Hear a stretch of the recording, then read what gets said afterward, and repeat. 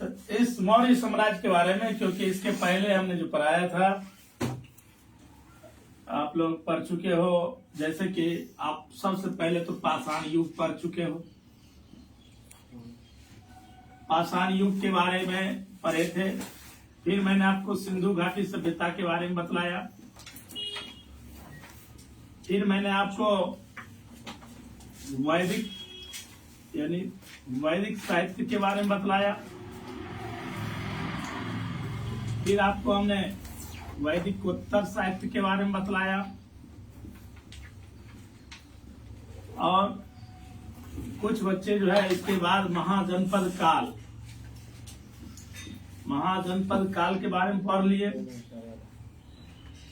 तो इसी की कड़ी में उसके बाद मैंने कहा था कि मगध का उत्कर्ष, बहुत इंपॉर्टेंट पॉइंट था, मगध का उत्कर्ष। और इसी के अंतर्गत हम लोग मौर्य साम्राज्य, तो इतना चैप्टर आप लोग जो है लगभग पढ़ चुके हो, और ये नहीं पढ़े हो, आज इसको मैं शुरू करने वाला हूँ मौर्य साम्राज्य के बारे में। ठीक है, देखो पूरा प्राचीन इतिहास है ये, पूरा पाषाण युग है, सिंधु घाटी सभ्यता, वैदिक साहित्य, वैदिक उत्तर साहित्य, महाजनपद काल, मगध का उत्कर्ष। उसके बाद आज आप लोग मगध साम्राज्य के बारे में पढ़ने जा रहे हो।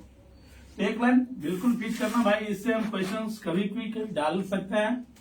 आप लोग यहाँ तक मगध का उत्कर्ष तक जो है वो क्लियर रखिए, ठीक है। तो आज हम शुरू कर रहे हैं मौर्य साम्राज्य। बोलिए, कोई दिक्कत है? मौर्य साम्राज्य। तो सबसे पहला प्रश्न है कि भाई आप लोग जब इसको पढ़ोगे मौर्य साम्राज्य के बारे में, तो यहाँ से चंद्रगुप्त मौर्य से हम लोग चालू करेंगे, ठीक है।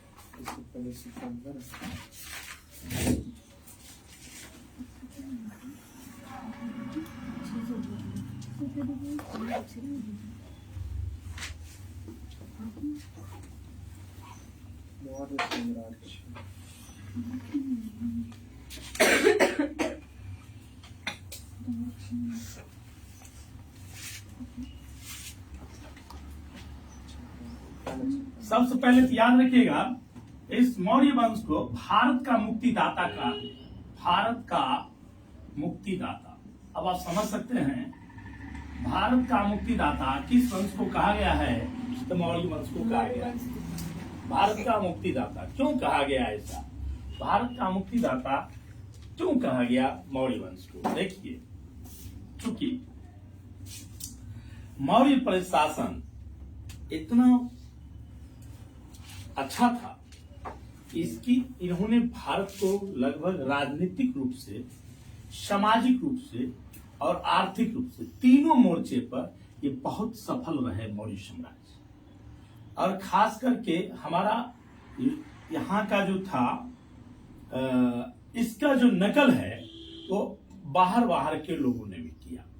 हमारा साम्राज्य अफगानिस्तान से लेकर के नेपाल तक फैला हुआ था, तो आप समझ सकते हैं। तो ये बहुत ही, इसीलिए इसको भाग, और इस समय में जो है, जैसे कि उस समय तत्कालीन स्थिति की बात कर रहा हूं, तो सिकंदर आक्रमण कर चुका था, बार यूरोपीय आक्रमण से ये भयक्रांत हो चुका था हमारा देश, ठीक है। इतना ही नहीं, आपने देखा कि यानी विदेशी जो है भारत पर आक्रमण करने के लिए आतुर थे। तो जब मौर्य साम्राज्य, चंद्रगुप्त मौर्य आया, तो सारे विदेशी इतने भयक्रांत हो गए कि भारत पर आक्रमण करने की हिम्मत नहीं की। इसीलिए भारत का मुक्तिदाता मौर्य वंश को कहा गया। कोई दिक्कत नहीं। आते हैं, अब दिमाग में आता होगा कि चंद्रगुप्त मौर्य जो था वो 300, यानी कि ये 322 बीसी कह सकते हैं, 322 बीसी से लेकर के 298 बीसी तक चंद्रगुप्त थे। ये 322 बीसी से 298 बीसी। अब चंद्रगुप्त की उत्पत्ति कैसे हुई, इस पर थोड़ा सा मैं इस पर एक चर्चा करना चाहूंगा कि सबसे पहले आइए, ब्राह्मण साहित्य क्या कहता है?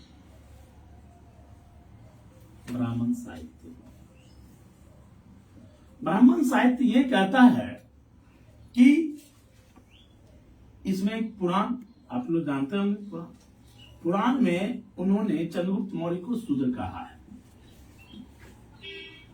पुराण में चंद्रगुप्त को, हाँ, चंद्रगुप्त मौर्य को जो है शूद्र, उन्होंने शूद्र कहा कि ये शूद्र लोग थे।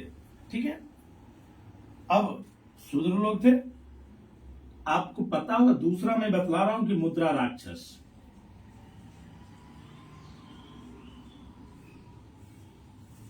बोलिए मुद्रा राक्षस की रचना किसने की थी?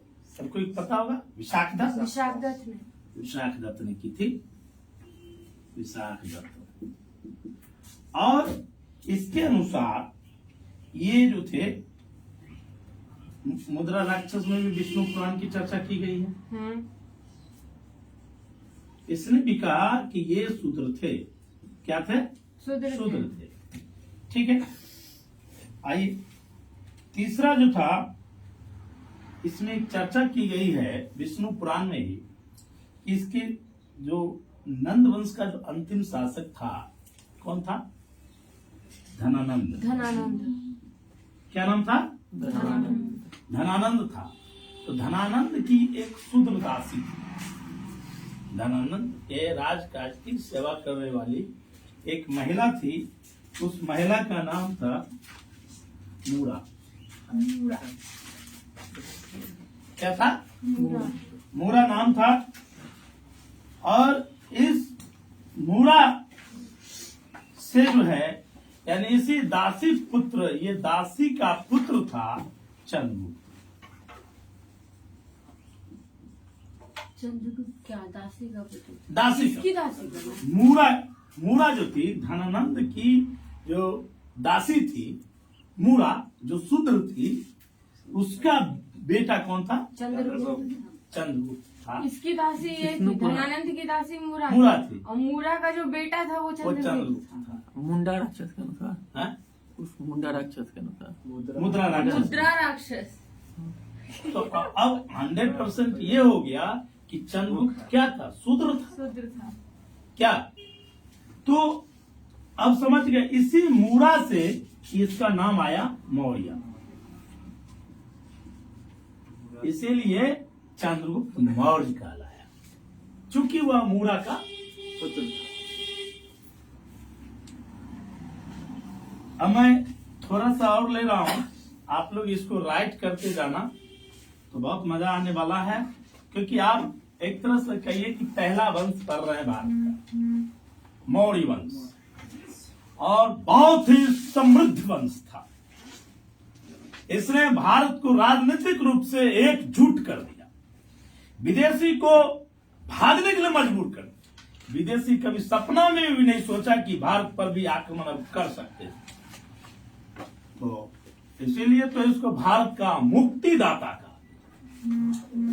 चंद्रगुप्त आया 322 बीसी से 298 बीसी, यानी करीब 24 साल इन्होंने शासन किया।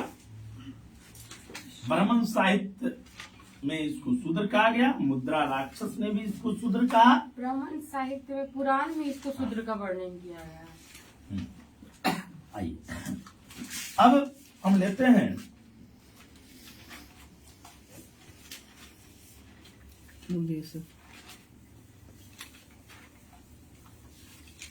विशाखदत्त की रचना।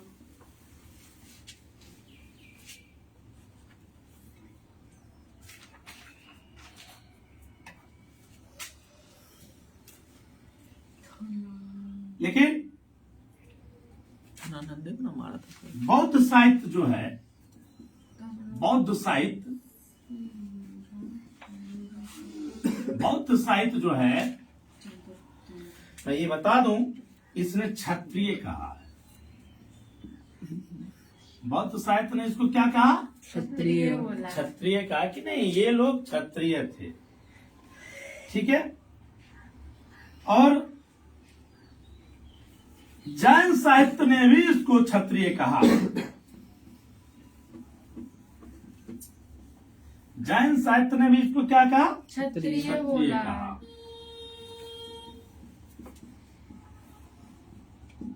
ने भी इसको क्षत्रिय कहा है। और जानिए, कि इसका उस समय जो था राष्ट्रीय चिन्ह मोर था। जान चंद्रगुप्त के समय में राजकीय चिन्ह मोर। तो अब जब मोर था तो कहा गया कि मोर पालने वाले ये लोग, इससे ठीक है, ये लोग कौन थे? मोर पालने वाले। और इसका जो जैन साहित्य में एक बहुत बड़ा नाम है हेमचंद्र का। हेमचंद्र ने परिशिष्ट वर्मन में, परिशिष्ट वर्मन, ठीक है, ये आप रा लिखे हैं। हाँ, परिशिष्ट पर्वन में इन्होंने क्या कहा? हेमचंद्र ने कहा, बहुत बड़े इतिहासकार हैं, जैन साहित्य है परिशिष्ट पर्वन, इसके अनुसार ये लोग मोर पालने वाले थे, इसलिए इसका नाम कहलाया मौर्य। मौर्य। कोई दिक्कत नहीं, ये क्या थे? मोर पालने वाले थे।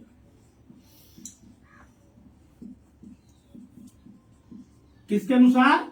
परिशिष्ट पर्वन के अनुसार। अब आपसे क्वेश्चन आ सकता है कि बतलाइए कि किस साहित्य के अनुसार ये मोर पालने वाले थे?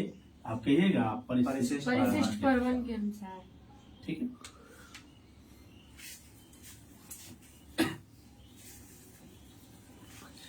तो ये आप समझ गए होंगे इसका मौर्य नाम क्यों आया। तो बहुत अलग अलग लोगों ने कहा। एक तो अभी किंवदंती ऐसा भी आया है कि मुरा एक भैंस का नाम था, भैंसा का नाम, ठीक है, और उस गांव में पूरा आतंक मचा दिया था और बहुत सारे लोगों को जो है घायल करता रहा था मुरा नामक भैंसा। तो चंद्रगुप्त ने क्या किया? उसको वश में कर दिया, समझा? इसीलिए उसी दिन से इसका नाम हो गया चंद्रगुप्त मौर्य। ऐसा भी है, लेकिन सबसे ज्यादा जो आया है किंवदंती है वो, लेकिन जो सही आया है उसके अनुसार मुद्रा राक्षस के बारे में पढ़ेंगे कि मुरा नामक जो दासी थी उसका बेटा था ना, वो कहलाया। दूसरा पढ़ेंगे कि चूंकि परिशिष्ट पर्वन में कि ये मोर पालने वाले थे इसलिए कहलाया मौर्य। तो आगे आते हम लोग। मौर्य साम्राज्य के बारे में जानकारी कहाँ से प्राप्त होती है? ये बहुत इम्पोर्टेंट है कि मौर्य साम्राज्य आखिर हम लोग जो पढ़ रहे हैं आज वो कहाँ कहाँ से जानकारी इकट्ठा करके और संकलन किया गया, या मैं यही जो पढ़ा रहा हूँ ये कहाँ से संकलित है। अब इसकी थोड़ी सी चर्चा हम लोग कर रहे। देखो मैं बार बार कह रहा हूँ कि मैं वही लिखूंगा जो इम्पोर्टेंट है, जो बार बार वही, इस पर ज्यादा करने की जरूरत नहीं है, ध्यान देते रहेंगे। जैसे कि सबसे पहले तो याद रखिएगा अर्थशास्त्र, जानकारी के स्रोत, जानकारी स्रोत मैं लिख रहा हूं, आप समझेंगे बात को। इसका सबसे पहला जो था अर्थशास्त्र ना, अर्थशास्त्र में मौर्य साम्राज्य के बारे में लिखा गया है। ये नहीं समझिए कि अर्थशास्त्र का मतलब पैसा कौड़ी की चर्चा की गई होगी। ये कई बार क्वेश्चन आते हैं कि अर्थशास्त्र में निम्न में किन विषयों का वर्णन किया गया है।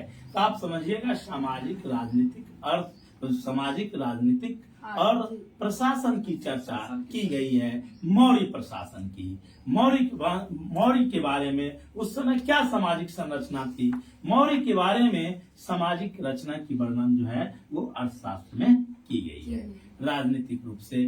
ठीक है, देखिए अगला जो है इंडिका, आपको पता होगा इंडिका जो है मेगास्थनीज ने लिखा था, और ये जो था उसको उनके दरबार में था, बिंबिसार के दरबार में था, इसके दरबार में था।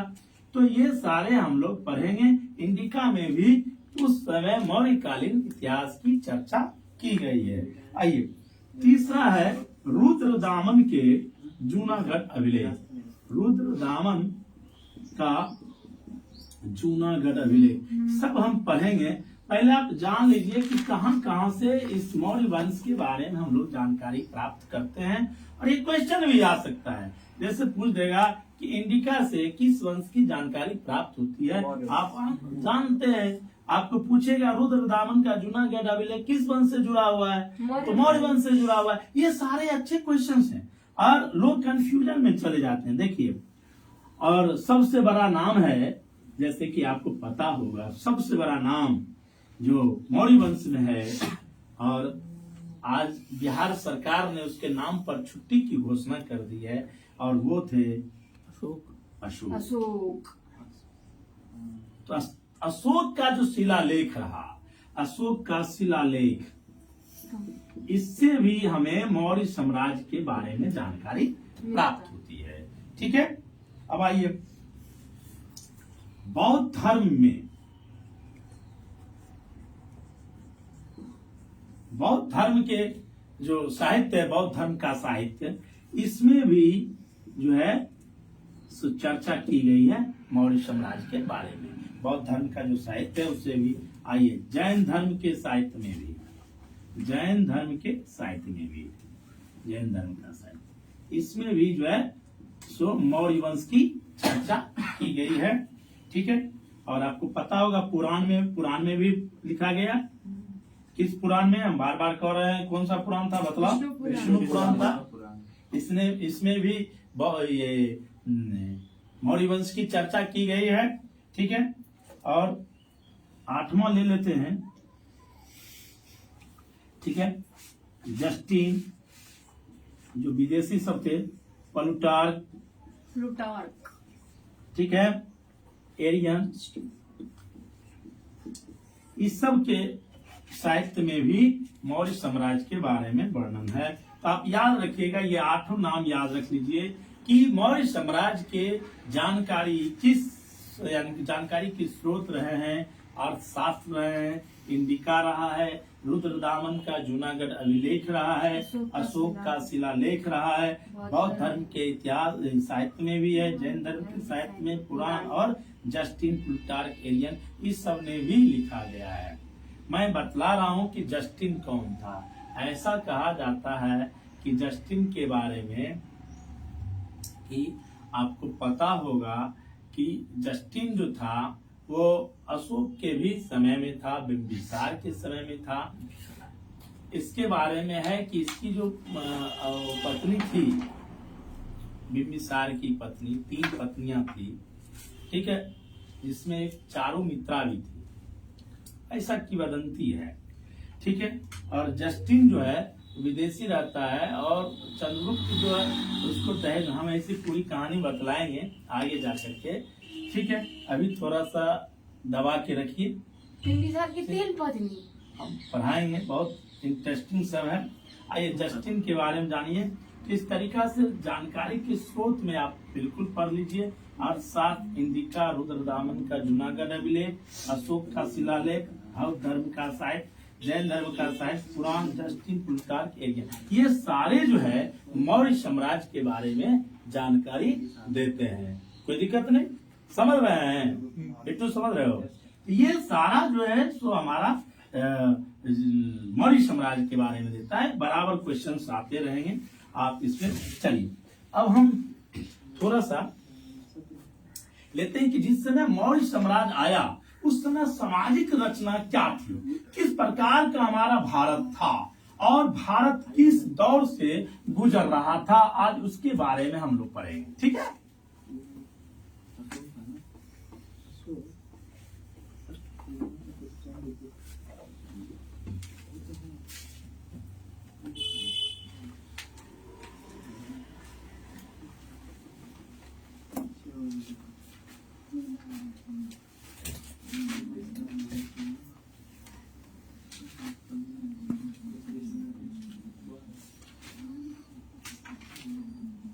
देखो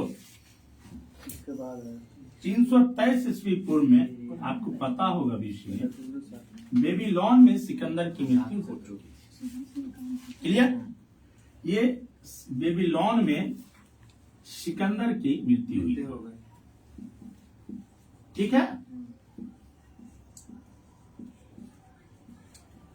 और इसका जो इस सिकंदर का जो सेनापति था, ठीक है, उसने यानी सिकंदर के साम्राज्य को लेकर के, सिकंदर के साम्राज्य के बंटवारे को लेकर के, ठीक है, इसके सेनापतियों में लड़ाई, ठीक है। अब समझो, पहले मैं वहां बतला रहा हूं। ए कह रहा था कि ठीक है, दोनों के बीच जो लड़ाई हुई सिकंदर के साम्राज्य को लेकर के, इसके साम्राज्य को लेकर के, साम्राज्य बंटवारे को लेकर के लड़ाई हुई। तो उस समय जो था उत्तर पश्चिमी क्षेत्र, उत्तर पश्चिमी क्षेत्र यानी अफगान से लेकर के कह दो पूरा इंडिया की, उसके वो जो था सेल्यूकस के, इसके सेनापति से तो सेल्यूकस के हिस्से में आया, ठीक है, सेल्यूकस के हिस्से में आया। अब ये सेल्यूकस जो था, इसको लगा कि चूंकि सिकंदर भारत पहुंचा था और पोरस को हरा चुका था, तो हम जाते ही क्या होगा, राज बन जाएगा। इसीलिए सेल्यूकस जो था ना, वो क्या किया, भारत आने की सोचने लगा कि मैं भारत चला। क्लियर? तो ये आक्रमण करने वाला था। आक्रमण किधर से करता, तो सबको जाहिर सा है कि पंजाब की ओर से बात सुन। तो ये जो था एक स्थिति हुई। दूसरी स्थिति थी कि मगध की जो स्थिति थी, मगध, आपको पता हो उस समय धनानंद शासन कर रहा था, और धनानंद जो था, जनता इसके घोर अत्याचार से परेशान थी। यानी धनानंद के घोर अत्याचार से परेशान थी जनता, ठीक है। तो दूसरी स्थिति हो गई कि जनता इससे मुक्ति चाह रही थी।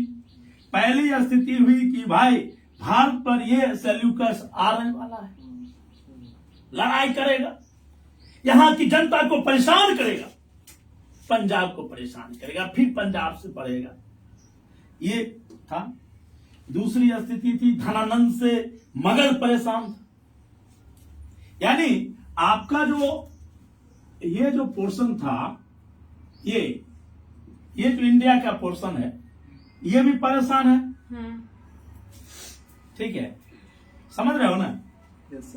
ये भी परेशान है, और ये जो हमारा है, ये पूरा क्षेत्र पेट एक तरह से कहो, वो भी परेशान है। यानी ये क्षेत्र भी परेशान, ये क्षेत्र भी परेशान। अब धनानंद के यहां जो था चाणक्य, इसका बचपन का नाम विष्णुगुप्त।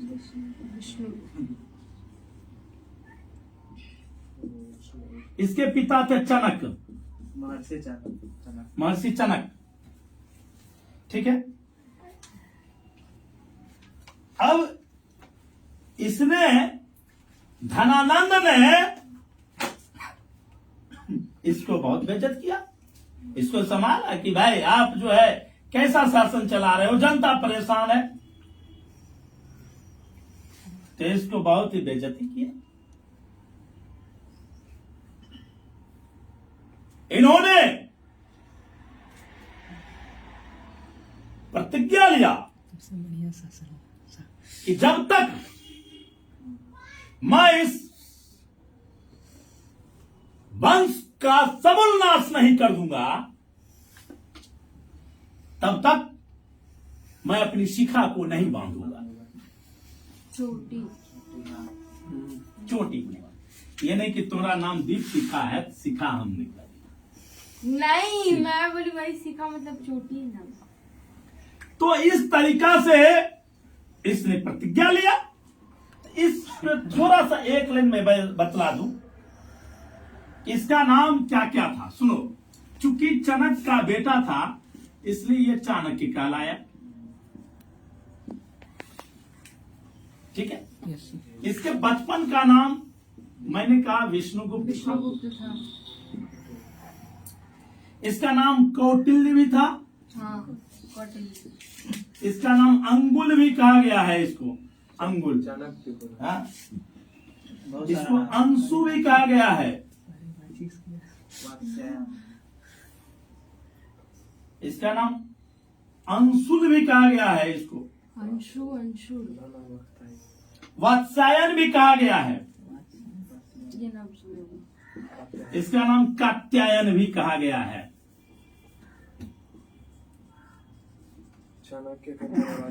मैं एक आप लोग से बराबर अभी जैसे कि अभी चल रहा है हमारा जो है ना, कहते हैं ये तो पूरा ब्राह्मण था और इन्होंने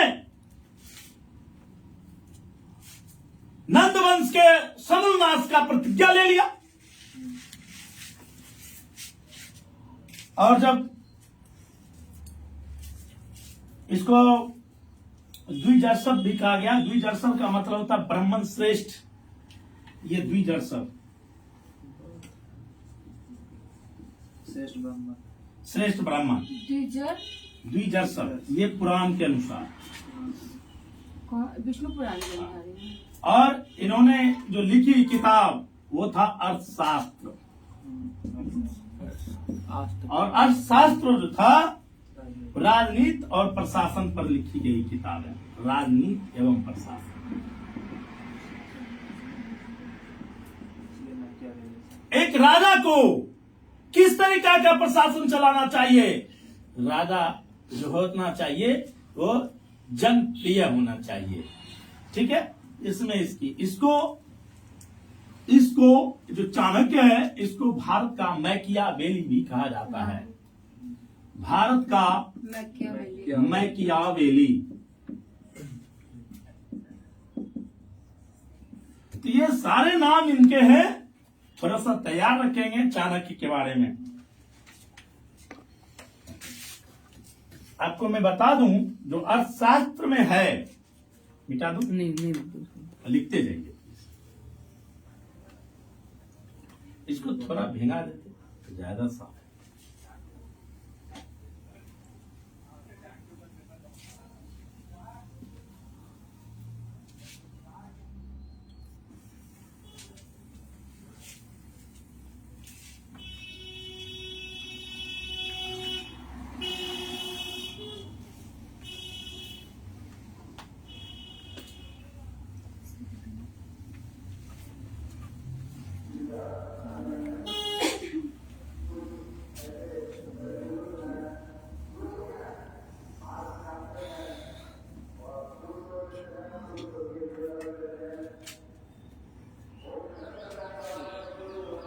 ये तक्षशिला के आचार्य थे।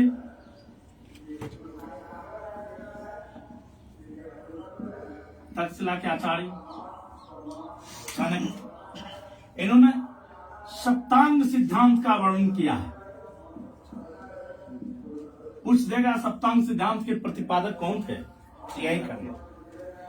इन्होंने अर्थशास्त्र में 15 अधिकरण का प्रयोग किया है। इन्होंने 180 प्रकरण है इसमें। इन्होंने 6000 से अधिक श्लोक का चर्चा किया गया। अधिकरण है। अब आप समझ सकते हो, अधिकरण प्रकरण चैप्टर हुआ और इसमें इतना विषय पर इतना जो है ये और ये 6000 श्लोक। अब आप समझ सकते हो कितना विद्वान होगा। ठीक है। अर्थशास्त्र के बारे में और मैं थोड़ा सा बतलाना चाहूंगा। मिटा दूं?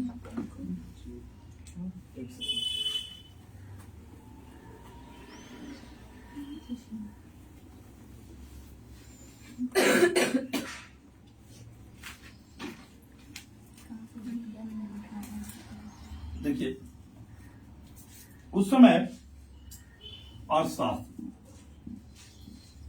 इसको हम बांटते हैं, 5 भाग बांटते हैं। पहला भाग गूढ़ पुरुष उसमें,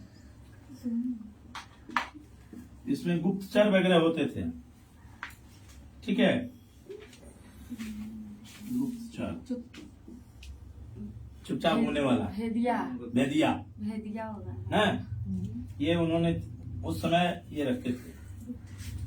इसका ज्ञान था। दूसरा था जहाज रानी। जहाज रानी का मतलब बोट वगैरह जो भी था उस समय, ठीक है। रानी।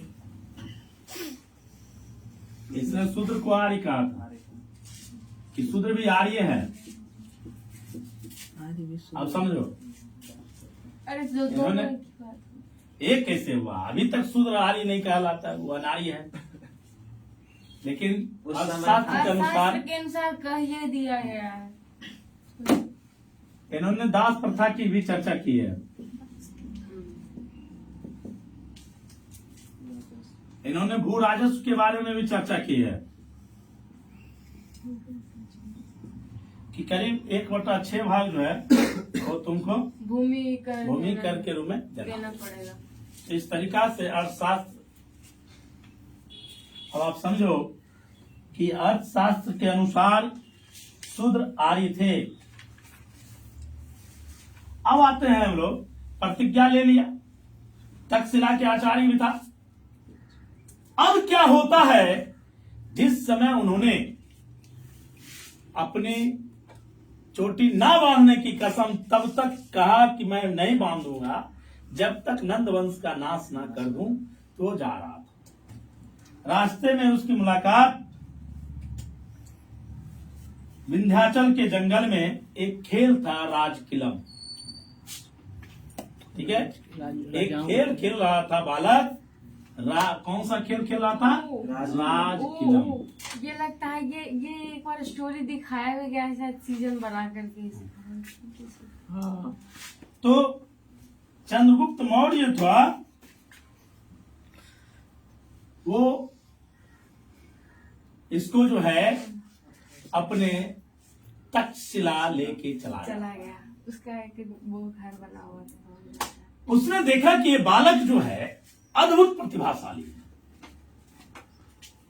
ठीक है। क्या प्रतिज्ञा? और इसी खेल से वह देख रहा था कि और सब जो था, माने पर एक तरह से राज करने की जो कला थी, वो राजकिलम का मतलब हुआ राजा की तरह बैठ जाना और ये करना। तो कैसे चोरी करना है, किस तरीका से ये शिक्षा करना लेते है, थे वो। किस तरीका से, ये इसको देखा, इस बालक में बहुत सारा चीज है। इसने कहा कि चलो तुम राज करोगे। कहा, राज कहाँ, आज तो तुम पत्थर पर बैठे हो, तुमको तो हम गद्दी पर बैठा देंगे।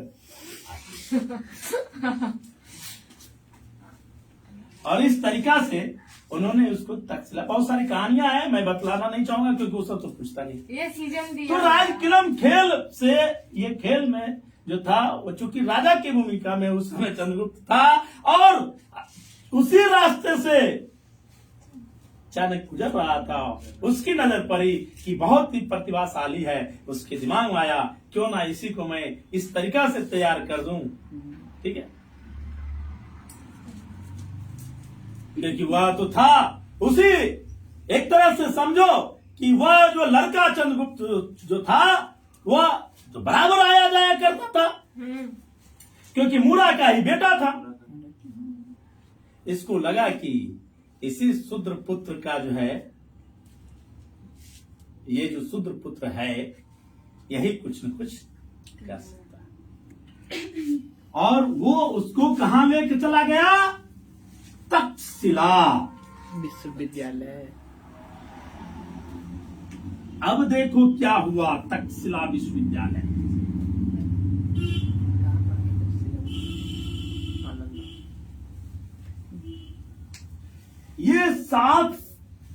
ये तक्षशिला विश्वविद्यालय में 7 से 8 वर्ष तक, और सारे इसके चाणक्य ने इसको बहुत निपुण कर दिया हर चीज में, समझे। चाणक्य जो है इनको क्या किया, निपुण निपुण कर दिया। और इसी को जब चाणक्य निपुण कर दिया और कहा कि अब हम युद्ध के लिए, इसको कहा कि युद्ध के लिए तैयार है, ठीक है। बहुत शक्तिशाली बनाया, उन्हें सारे शस्त्रास्त्र और यहाँ तक बहुत ज्ञानवान भी बनाया। ऐसा नहीं कि सिर्फ अस्त्र की शिक्षा दी, शास्त्र की भी शिक्षा दी, ठीक है। कहा जाता है जब ये लौट रहा था, इसके साथ एक छोटी सी घटना हुई। क्या घटना हुई? तो इन्होंने एक बच्चे को देखा माँ से कहते हुए कि माँ मैं रोटी खा रहा हूँ, मुंह जल रही है। तो इसको कहा कि रोटी तुम खाया कैसे? कहा बीज से खाया। जलेगा जलेगा, तुम भी चाणक्य वाला, तुम चारों तरफ किनारे से खाओ। इसके दिमाग में आया रोटी की जगह सब खिचड़ी था, खिचड़ी था। हम खिचड़ी सुने, रोटी सुने, खिचड़ी को या रोटी को मन लेकिन भोजन था रोटी, इसलिए तो मैं रोटी ही था। अब उसने क्या किया, उसके दिमाग में आया कि युद्ध को बीच से लड़के नहीं जीता जा सकता डायरेक्ट, ये इसकी सीमा बांधनी होगी ना।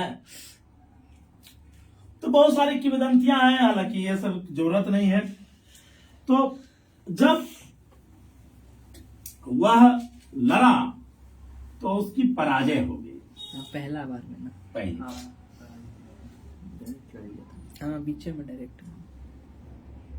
लेकिन उस पराजय से घबराया नहीं चाणक्य ने, फिर उसको बतलाया कि कैसे लड़ाई लड़ी जानी है।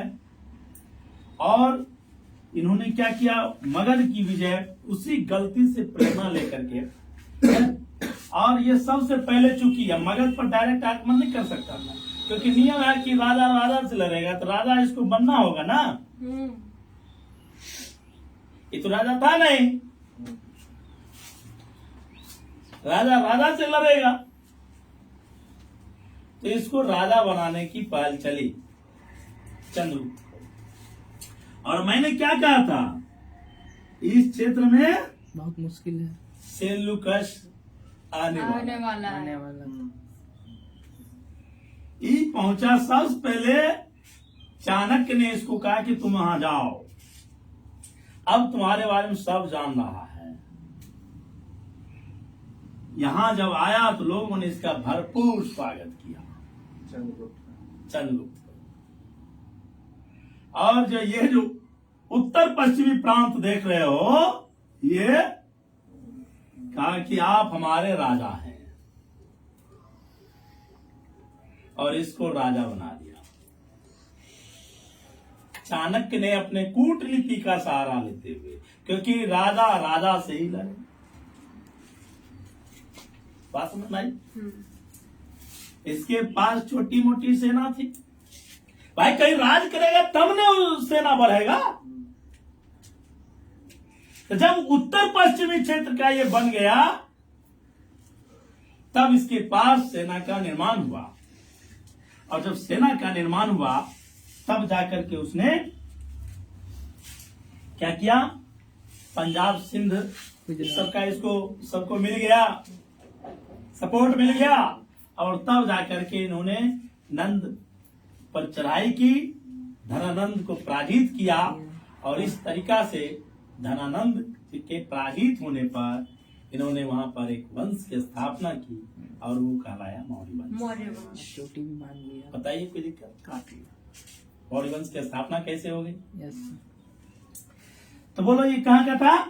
ये परिशिष्ट परमन में इसकी चर्चा की गई है, ये भी पूछा जाता है। साहित्य है इसमें, ये जैन साहित्य है, मैं बार बार कह रहा हूं।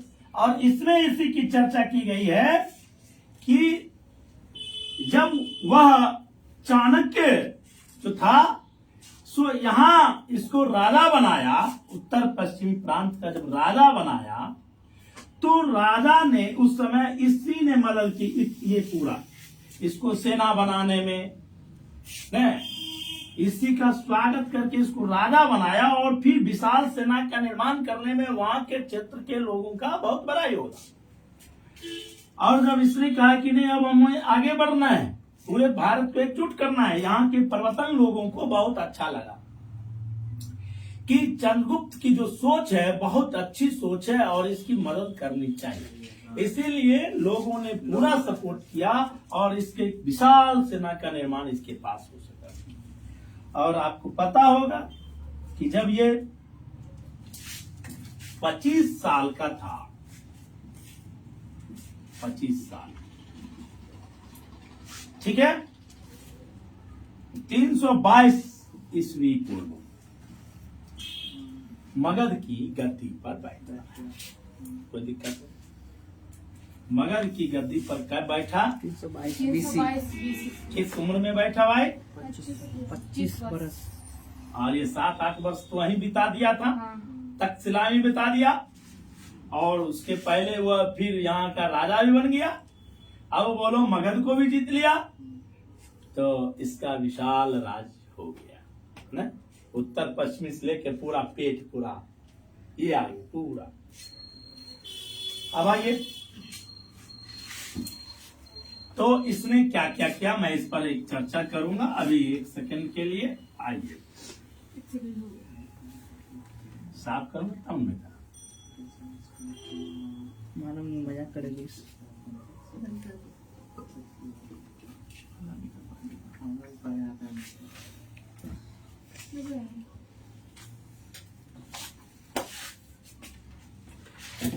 इस चंद्रगुप्त का नाम क्या क्या रखा गया है इस पर एक थोड़ी सी चर्चा कर लूं।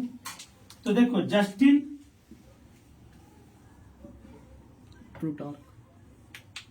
जो था, इन्होंने, अब समझो इसको, जस्टिन के अनुसार इसको सिकंदर मौर्य भी कहा गया। सिकंदर 323 में सिकंदर मरा, 322 में बैठा। 323 में सिकंदर मरा ना, तो बीसी उल्टा चलता है। उल्टा चलता है।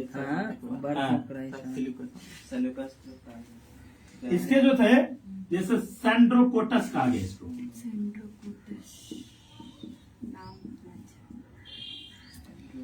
ठीक है, सेंड्रोकोटस किसने कहा है पूछा जाता है बराबर। स्ट्रैबो ने कहा है, इसको एरियन ने भी कहा है, और इसका जस्टिन ने भी कहा। ये पूछा जाता है कि सेंड्रोकोटस किसका नाम था? चंद्रगुप्त मौर्य का नाम था। और किसने किसने रखा है इसका? Strabo, Arrian, Justin. आइए, इसका दूसरा नाम एंड्रोकोटस भी कर सकते हैं।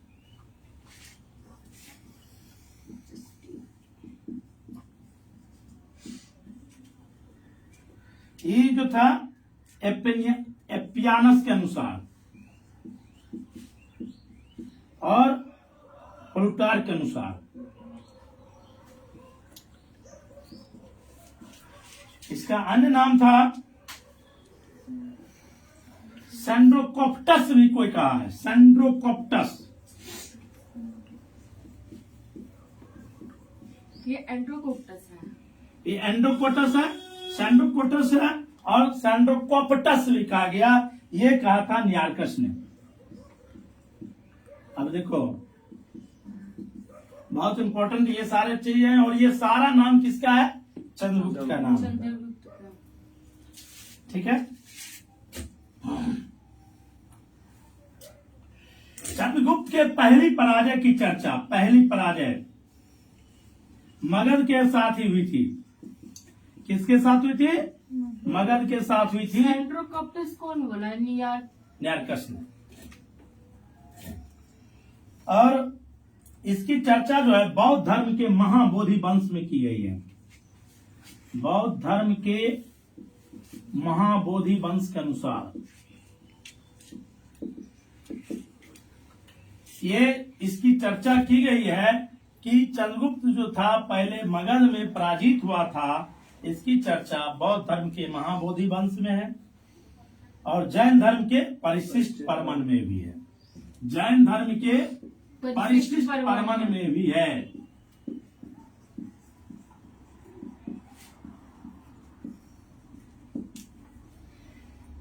ठीक है, और इसी गलती से प्रेरणा लेकर के, ठीक है, हमने बतलाया कौन सा प्रेरणा मिला था उसको। वो मगध को घेरता है और वहां पर विजय प्राप्त करता उसने अपनी राजधानी जो है पाटलिपुत्रा, पाटलिपुत्रा बनाई। ठीक है, बनाई। आपको मैं बता दूं, इसको मिटा दो ना।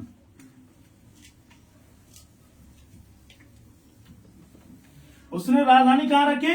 पाटलिपुत्रा। ये काफी इम्पोर्टेंट है कि चंद्रगुप्त ने अपने साम्राज्य का जो है राजधानी कहाँ बनाया, तो पाटलिपुत्रा ही रखना था।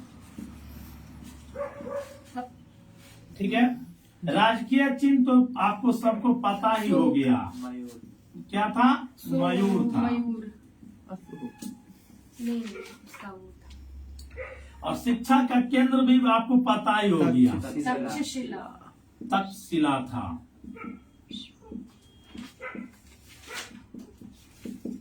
ये सारे इंपॉर्टेंट चीजें पूछे जाते हैं। और भारत भूमि पर स्थापित सबसे बड़ा साम्राज्य का निर्माता, सबसे बड़ा साम्राज्य का निर्माता, आज जो भारत एकजुट देख रहे हो, जब मौर्य साम्राज्य के बारे में देखोगे उससे भी बड़ा भारत था उसमें। तो एक तरह से कहो बहुत बड़ा साम्राज्य का निर्माता इसे चंद्रगुप्त मौर्य को ही कहा गया है। ठीक है। राजनीतिक रूप से एकता और प्रशासनिक एवं राजनीतिक व्यवस्था में बांधने का श्रेय भी चंद्रगुप्त मौर्य को ही जाता है। बहुत अच्छा प्रश्न है कि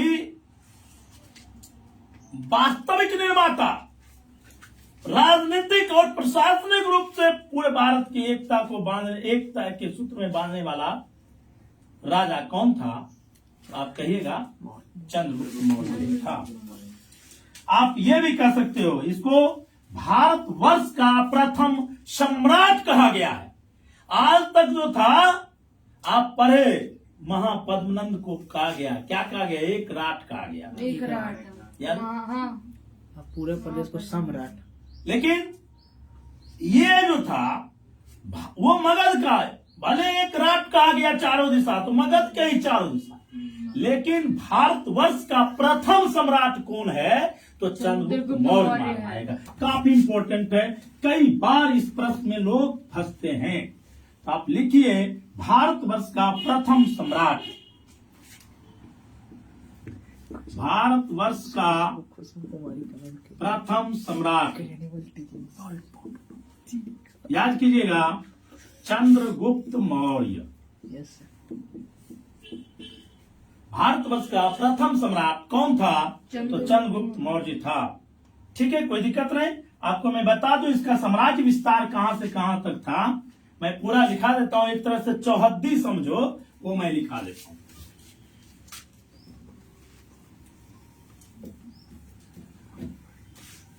इसको भिंगा लो नहीं यार, साफ नहीं हो रहा जल्दी। तो इसके चौधरी के बारे में हम बतलाएंगे। देखो आप चले जाओ, ये एक तरफ से मैं फिगर बनाता हूं।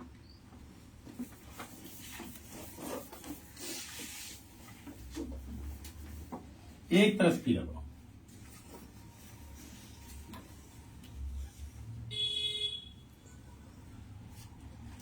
ठीक है। तो ये यहां पर कश्मीर, अब समझो कश्मीर तक फैल गया। ठीक है। और ये नेपाल, ठीक है। ये बांग्लादेश, ठीक है। ये आंध्रा, ठीक है। ये कर्नाटक, ये सौराष्ट्र, ये पाकिस्तान।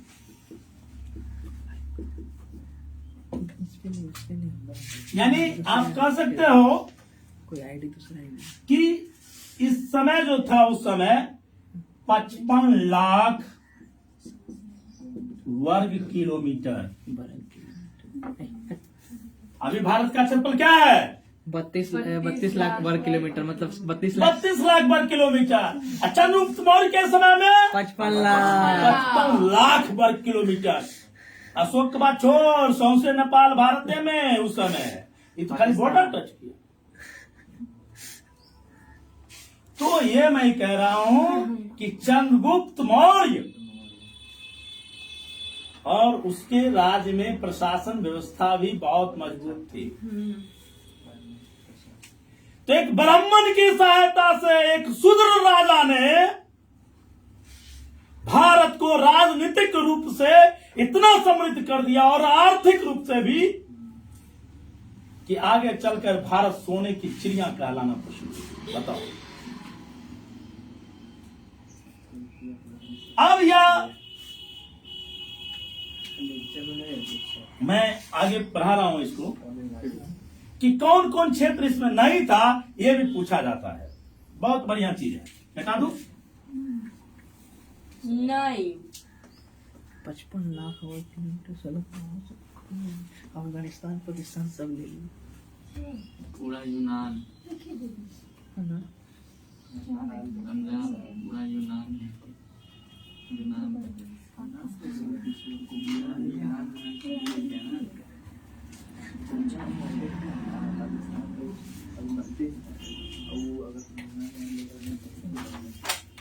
देखो इसके कौन शामिल नहीं था, अभी वो भी शामिल है क्या। अब रियल रूप से देखोगे कितना बड़ा चंद्रगुप्त उस समय होता। सेलुकस को हराया था, सर उसका पूरा लेगा कि नहीं लेगा? हाँ लिया, तो मैं बता रहा हूँ ना, सेल्यूकस को हराया पूरा लिया नहीं, 5 गांव दहेज में लिया। मैं अभी तो साम्राज्य विस्तार में ही वो सब चर्चा कर रहा हूँ। आइए सबसे पहले जानिए पूर्वोत्तर भारत नहीं था। उत्तर भारत, बंगाल, बिहार, झारखंड, ये सब। बिहार ठीक है, तो उधर साइड बिहार, वो बंगाल, कट गया था। गुजरात, राजस्थान, ये जो कटा हुआ है ना उधर नहीं था। ये जो सात सात गो 7 सिस्टर, 7 सिस्टर्स, यस सर, उधर नहीं। वो नहीं था। नीचे में पूरा था श्रीलंका तक। हाँ ना नहीं सर, श्रीलंका कहाँ से आ जाए? श्रीलंका अशोक ने लिया था। श्रीलंका कहाँ से आ जाए? तुम देखा ना इधर आंध्रा, हाँ आंध्रा नहीं था, आंध्रा था आंध्रा था, और फिर इधर कर्नाटक, लेकिन तमिलनाडु नहीं, तमिलनाडु नहीं। तमिलनाडु नहीं था। केरल नहीं था, तमिलनाडु तमिलनाडु नहीं था। अब देखो ये 3 और ये 3 यदि मिला देते तो शायद 75 लाख वर्ग किलोमीटर हो जाता। हो जाता। नहीं अशोक तो सब चीज ले लिया। मैं उसके ऐसा नहीं, इन्होंने अब बताओ कि कितना ये रूप से वहां से आया, इधर पूरा फैला, सब पूरा फैलाया भी तो नहीं है। नहीं ये प्रशासन पर भी तो ध्यान दिया, ऐसा थोड़ी था कि खाली साम्राज्य विस्तार करते रहो।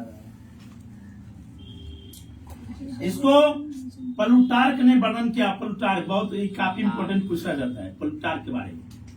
प्लूटार्क ने कहा था कि 6 लाख सेना के साथ, कितना सेना? 6 लाख 6 लाख सेना के साथ चंद्रगुप्त मौर्य ने पूरे भारत को रौंद डाला था। 6 लाख सेना के साथ पूरे भारत को रोकने वाला प्रथम कोई सम्राट था तो वो था चंद्रगुप्त मौर्य, और इसकी चर्चा प्लूटार्क ने की। ठीक है। ऊपर में दूसरा स्ट्रैबो के बारे में कहते हैं। सेल्यूकस को हरा के बस छोड़ दिया, मारा नहीं था।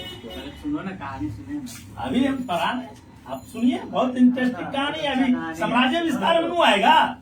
इन्होंने बेटी से शादी कर लेगा। इंटरनेशनल शादी होती देखो, पहले इंटरेस्ट मत खराब करो। सर कौन शामिल नहीं था में ना, पूर्वोत्तर भारत केवल हुआ था, आप कौन शामिल लिखे? कौन शामिल नहीं था ये उस समय, तो कौन शामिल नहीं था उसमें? Yes sir. आइए प्लूटार्क ने क्या कहा? 6 लाख सेना के साथ चंद्रगुप्त मौर्य ने पूरे भारत को रौंद डाला। किसी भी राजा की यह हिम्मत नहीं थी को चंद्रगुप्त के खिलाफ आवाज उठाएगा। चंद्रगुप्त गया ही नहीं तमिलनाडु, केरल गया ही नहीं, पूर्वोत्तर भारत गया ही नहीं। तो बड़ा बड़ा राजा नतमस्तक है, वो उसकी क्या विशाल तो इसको देख करके नहीं, वो तो जाते ही सैल्यूट करता, गया ही। अनदेखा कर दिया होगा उधर, बोला मेरे लेवल का नहीं है। तो स्ट्रैबो ने, याद रखिए, स्ट्रैबो ने चंद्रगुप्त मौर्य को पॉलीब्रोथस कहा है। बहुत सारे पोली अब्रोथ पॉलीब्रोथस का हिंदी नाम होता है पाटलिपुत्रक।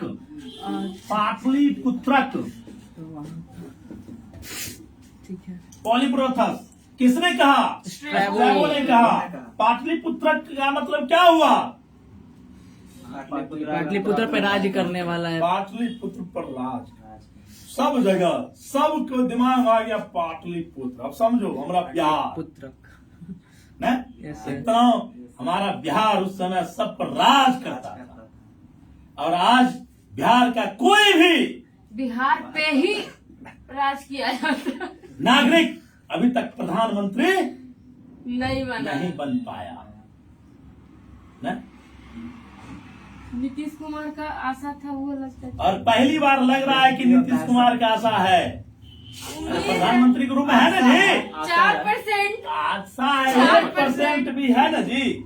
इसके पहले सोचा भी तो कोई नहीं था। आइए तो स्ट्रैबो के बारे में मैंने कहा कि चंद्रगुप्त मौर्य जो था वो पॉलीब्रोथस कहलाया, और ये पाटलिपुत्र किसका हिंदी नाम कर सकते हो। मेगास्थनीज ने पाटलिपुत्र को पॉलीब्रोथा कहा है। अब पॉलीब्रोथा किसने कहा? मेगास्थनीज ने कहा। मेगास्थनीज ने पाटलिपुत्र को क्या कहा है? पॉलीब्रोथा। राज करने वाला पॉलीब्रोथस। हाँ, वो और इस पर जो राज किया वो कहलाया पॉलीब्रोथस। तो चंद्रगुप्त राज किया इसलिए चंद्रगुप्त कहलाया पॉलीब्रोथस। कोई दिक्कत नहीं। अब आपको पता होगा सेल्यूकस के बारे में अब कहानी चालू कर रहा हूं, क्योंकि यह भी साम्राज्य विस्तार से ही जुड़ा हुआ है।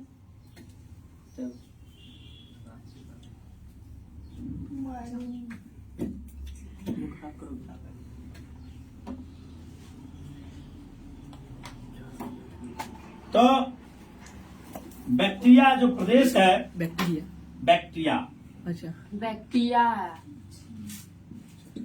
ट्रिया इस बैक्टीरिया प्रदेश पर आपको पता होगा बेबीलोन का राजा उसके मृत्यु के बाद बन गया था कौन? Seleucus Seleucus Nicator. Nicator Seleucus खाली याद रखो। सेलुकस कुमार रखा और इसके मन में सिकंदर के अधूरे कार्य को पूरा करने की लालसा जग गई। ये सोचा सेल्यूकस के दिमाग में, ये देखा कि भाई भारत में क्या था, ये लड़ा हरा दिया फिर वापस आ गया। यही हुआ कहानी।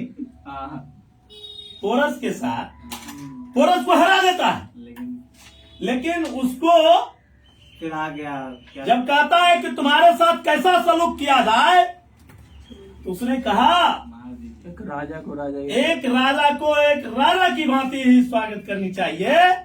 इससे सिकंदर प्रभावित होता है और वापस चला जाता है। दिमाग से सेल्यूकस की घटना को देखा, उसको समझ में नहीं आया।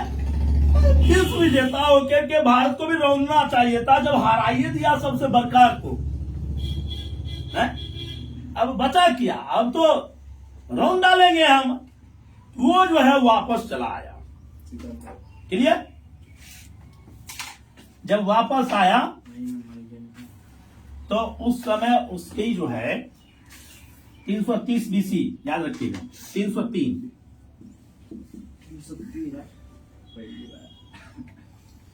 ठीक है, तो सेल्यूकस पराजित हो गया। चंद्रगुप्त मौर्य सेल्यूकस पराजित होता है और इसके साथ एक संधि करता है कि ठीक है, और इस संधि में इन्होंने अपनी बेटी हेलेना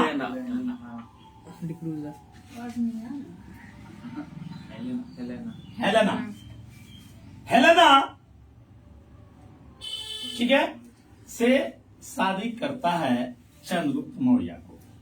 और चंद्रगुप्त मौर्य को करता है इसको 5 गो राज्य जो है वो देता है दहेज के रूप में। हिस्सा दहेज भी लेता है। देखिए उस टाइम भी दहेज था, अब तो खैर दहेज नहीं, एक तरह से खुश हो गया कि दहेज हमको ही मारा नहीं। है, दहेज ही है वो। नहीं, एक तरह से ये भी तो कह सकते हो सेल्यूकस अपना आत्मसमर्पण आत्मसमर्पण किया, अब कुछ वो चाहिए झुक गया उसके सामने, ये उसके अरे, सम्मान खो दिया। इतना रुक जाए। तो आत्मसम्मान को देखो पहला राज था एरिया, एरिया इसको कह सकते हो हेरात। दूसरा याद रखिएगा अराकोशिया। ये क्या लिखे, area? Area area Hera area है, एरिया हाँ। नहीं उधर इसको कंधार कह सकते हो। कंधार, ये नाम सुना हुआ। यही की थी कंधारी तीसरा को जड्रोसिया। जडोशिया। क्या क्या था रे, याद है? Yes sir. बोलो और क्या था? जड्रोसिया किसको कहा गया था? मकरान। मकरान को, मकराना। पढ़ के बाबा बन रहा है। चौथा बोलो, बोलो। तो उसका इतिहास सुनने से तो नहीं होगा। काबुल। काबुल, इसका पूरा नाम उस समय? पेरी में मिस। हाँ, पेरी पे पेरी पेनिस दाई। मिस। पेरी मिस पेनिस पेरी दाई। अच्छा फिर और ये क्या था? काबुल। था। काबुल है, इसका काबुल है। अब तुम समझो ये कहाँ? अफगानिस्तान। अफगानिस्तान। पूरा इसका राज आ गया है? एक और बचाना, 5 एक और था। पाकिस्तान पाकिस्तान सब तो आगे पैदा नहीं हुआ था, थाई भारत में। सेल्यूकस का राज थोड़ी ना था। वही पैदा भी नहीं हुआ था। जब उस समय वहाँ तो भारत ही था। तो पूरा क्या? उसी साइड में था आगे। पाकिस्तान तो पैदा हुआ सिंधु भी भारत में ही था। जी। ठीक है, हमने बतलाया सिंधु तक वो फैल गया। हैरात, अराकोशिया, कंधार, मकराना, काबुल। ठीक है, इसमें एक था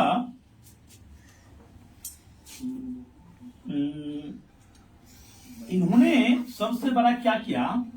सिंधु से लेकर सोनार गांव। कहाँ है सोनार गांव? बंगाल में है। हाँ। अब तुम समझो, सिंधु से लेकर सोनार गांव तक रोड बनवा दिया।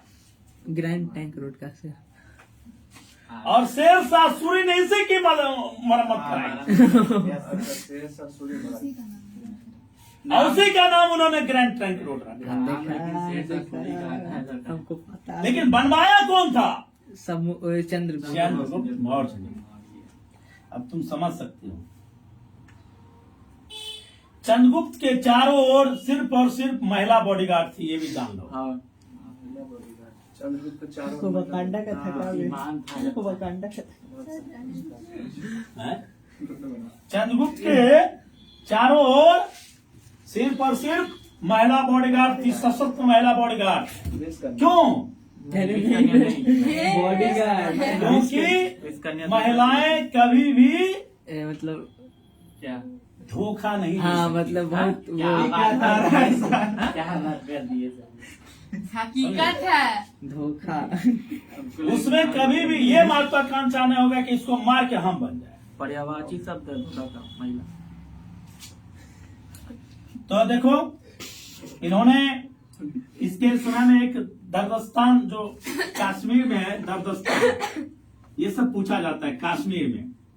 इसमें सोने की खान थी। सोने की खान। ये सवाल बढ़िया है, पूछा जा सकता है, सोने की खान। ठीक है, आपका उस समय सैन्य जो प्रशासन था उसमें 6 समिति चल रहा था। 6 समिति, प्रशासन भी 6 समिति में बटा हुआ था।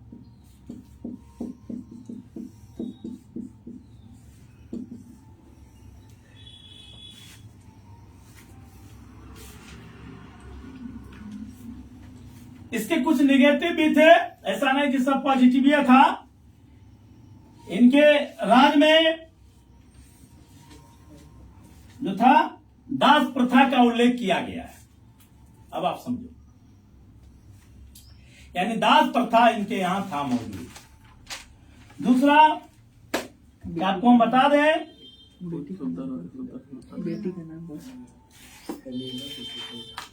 इनके यहाँ बहुत बड़ा अकाल पड़ा था और ये वृद्धावस्था के अंतिम समय में इन्होंने जैन मुनि भद्रबाहु से दीक्षा ली। अब समझो, किससे दीक्षा ली? जैन मुनि। भद्रबाहु से।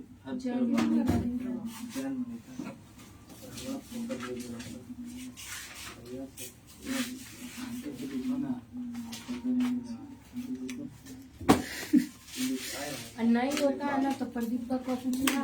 बिन फीस के वकील बना देते। चंद्रगुप्त ये इन्होंने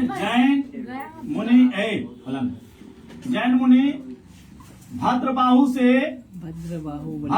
से शिक्षा ले, दीक्षा ली। शिक्षा तो उससे ले लिया, दीक्षा लिया और ये क्या बन गए? जैन बन गए। तो पूछा जाता है, भारत का वह सम्राट जिन्होंने अपने अंतिम क्षणों में वृद्धावस्था में जैन मुनि भद्रबाहु से दीक्षा प्राप्त की, क्या लिखोगे? चंद्रगुप्त मौर्य। ये कई बार आया हुआ है। आपको हम ये भी कह दें, इन्होंने सौराष्ट्र झील, जो सुदर्शन झील अभी है, सौराष्ट्र झील, सुदर्शन झील इसको कह सकते हो, इसका निर्माण किसने किया? चंद्रगुप्त मौर्य ने ही किया था। काफी इम्पोर्टेंट है। सुदर्शन झील का निर्माण किसने किया?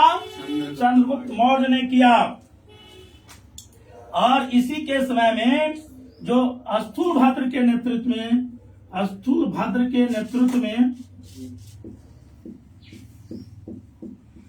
प्रथम जैन संगीति कहाँ हुई थी? पाटलिपुत्रा में हुई थी जैन संगीति। ठीक है, प्रथम जैन संगीति कहाँ हुई थी? पाटलिपुत्रा में हुई थी। किसके नेतृत्व में? स्थूलभद्र के नेतृत्व में। और उसमें राजा कौन था? चंद्रगुप्त मौर्य। जब अकाल पड़ जाता है तब ये उससे विक्षुब्ध हो जाता है और इस अकाल की घड़ी में वो जो था चंद्रगिरी की पहाड़ी पर, कौन पहाड़ी पर? चंद्रगिरी की पहाड़ी पर। चंद्रगिरी की पहाड़ी पर ये जाकर के कर्नाटक का जो श्रवणबेलगोला स्थान है, कर्नाटक का श्रवणबेलगोला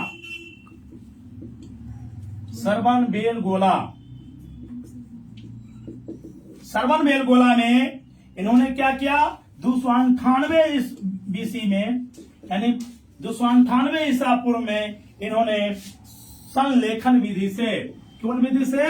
संलेखन विधि से प्राण त्याग दिया। और इस प्रकार से भारत का प्रथम सम्राट जो हम पढ़े वो चंद्रगुप्त मौर्य के बारे में आज इतना ही। पूरा इस तरीका से जो क्वेश्चंस आता है, एक दो क्वेश्चंस कहोगे तो मैं बोल सकता हूँ, आता हूँ, एक दो क्वेश्चन लेता हूँ। इसके बाद कल मैं पढ़ाऊंगा, यानी अगले क्लास में पढ़ाऊंगा, आपका क्वेश्चन करूंगा,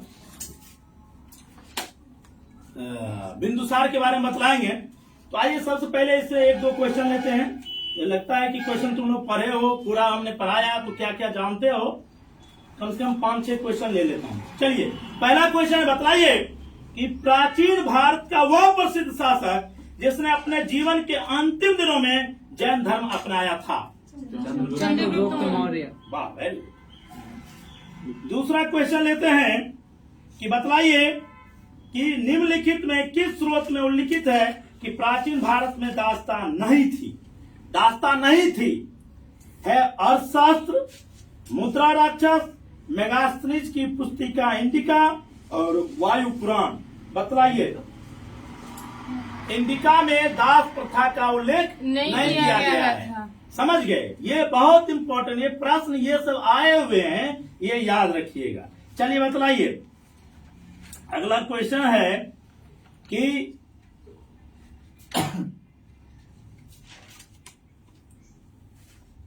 सब क्वेश्चन अशोक के बारे में ज्यादा है, ठीक है? हाँ, अब बतलाइए, चाणक्य अपने बचपन में किस नाम से जाने जाते हैं? विष्णुगुप्त। चलिए, अगला सवाल है कि सेंड्रोकोटस से चंद्रगुप्त मौर्य की पहचान किसने की? सेंड्रोकोटस से चंद्रगुप्त की पहचान बोलो, किसने किया था? William Jones, C Smith, R K Mukherjee, D R Bhandarkar. Bhandarkar. देखो सैंड्रो पोर्टस तो आप बताए थे कि स्ट्रैबो। नाम जो स्ट्रैबो एरियन जस्टिन। और जस्टिन ने कहा। हाँ, विलियम जोन्स ने किया। विलियम विलियम जोन्स भी लिख देना उसमें। स्ट्रैबो में एक और था विलियम जोन्स। चलिए बतलाइए कि डब्ल्यू जोन्स। यानी सैंड्रो पोर्टस और सिकंदर महान की भेंट का उल्लेख किसने किया है? ये तो तुम पक्का बता दोगे। बोलो। प्लिनी है, जस्टिन है, स्ट्रैबो है, मेगास्थनीज है। स्ट्रैबो। चलिए आप बतलाइए, प्रथम भारतीय साम्राज्य स्थापित करने वाला सम्राट किसे कहा जा सकता है? चंद्रगुप्त मौर्य। चलिए अगला सवाल आइए कि चंद्रगुप्त मौर्य ने अपना प्राण त्याग किस राज्य में किया? कर्नाटक में। श्रावण बिल्कुल सही है। बेंगोला में। श्रवण बेंगोल। आप आइए, एक लास्ट क्वेश्चन मैं ले रहा हूं इसे। कौटिल्य प्रधानमंत्री किसका था? ऐसे देखो, कौटिल्य जो था चंद्रगुप्त का तो था ही, साथ ही साथ बिंबिसार का भी था, और कुछ समय के लिए अशोक के भी शासन काल में रहा था। ठीक है, चंद्रगुप्त नहीं, ये चाणक्य रहा था। लेकिन यहाँ पर क्वेश्चन चूंकि वो नहीं था, तो आप लोग मारिएगा इसका चंद्रगुप्त चंद्रगुप्त ये विक्रमादित्य। नहीं, चंद्रगुप्त मौर्य। मौर्य, सॉरी। ये नहीं की उसमें। इस तरीका से आपने देखा, कोई दिक्कत नहीं। आज इतिहास इतना ही। चलिए आज की क्लास समाप्त कर